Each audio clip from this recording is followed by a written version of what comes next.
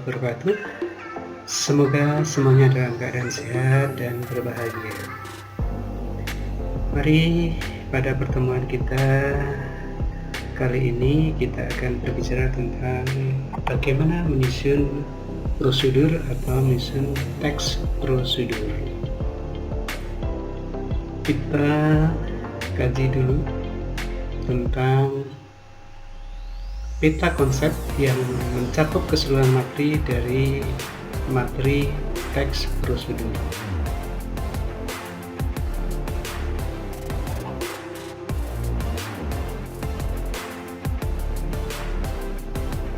Kalau Anda cermati, ada 4 kegiatan utama, yaitu yang pertama mengonstruksi informasi dalam teks prosedur, yang kedua merancang pernyataan umum, ketiga menganalisis struktur dan kebahasaan teks prosedur, sedangkan yang keempat adalah mengembangkan teks prosedur.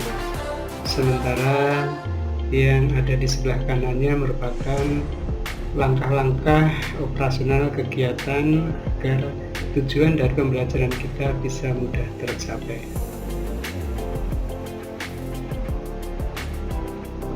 Dilihat dari segi artinya atau definisi, yang dimaksud teks prosedur adalah teks yang berisi langkah-langkah atau tahapan yang harus dilakukan untuk mencapai tujuan.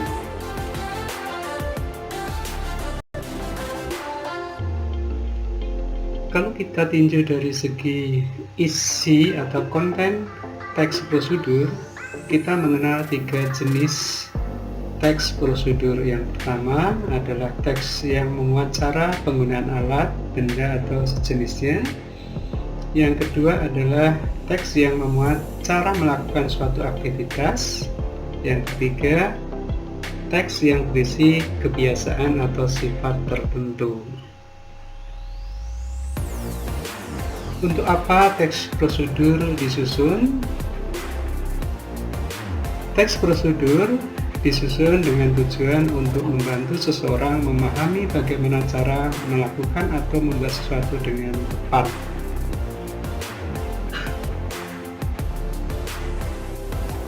Ada 5 ciri-ciri yang menandai bahwa suatu teks disebut teks prosedur. Pertama, berisi langkah-langkah kegiatan yang dapat berupa poin-poin ataupun paragraf. Ciri yang kedua adalah menggunakan kalimat saran dan larangan. Ciri ketiga, disusun secara sistematis dan dijelaskan secara rinci. Yang keempat, berisi informasi yang bersifat objektif. Sedangkan ciri yang kelima adalah terdapat bilangan urutan atau angka yang menunjukkan urutan atau langkah prosedur.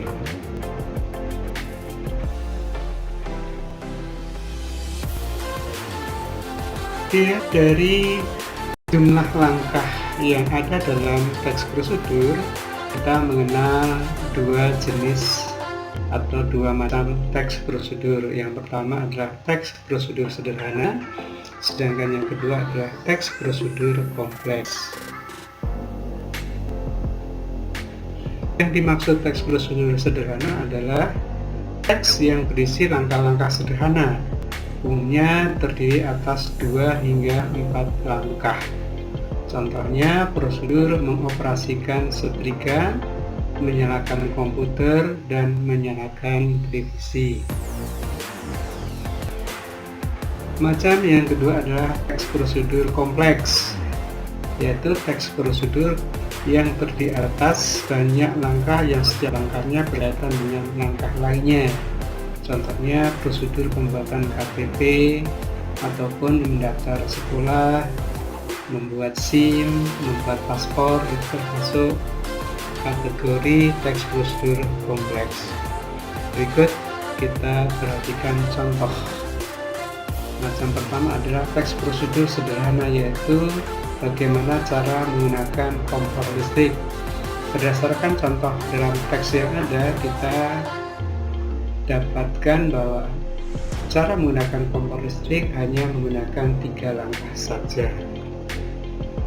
Contoh yang kedua adalah teks prosedur macam kompleks atau termasuk kategori kompleks. Mengapa dikatakan kompleks? Karena langkah-langkahnya lebih dari 4 atau 5. Contohnya cara membuat blog gratis atau cara membuat blog yang benar dengan menggunakan Blogspot. Karena langkah-langkahnya banyak, maka masuk ke kategori jenis prosedur kompleks. Nah, ini adalah contoh yang lain. Contoh prosedur kompleks yaitu cara membuat masker susu.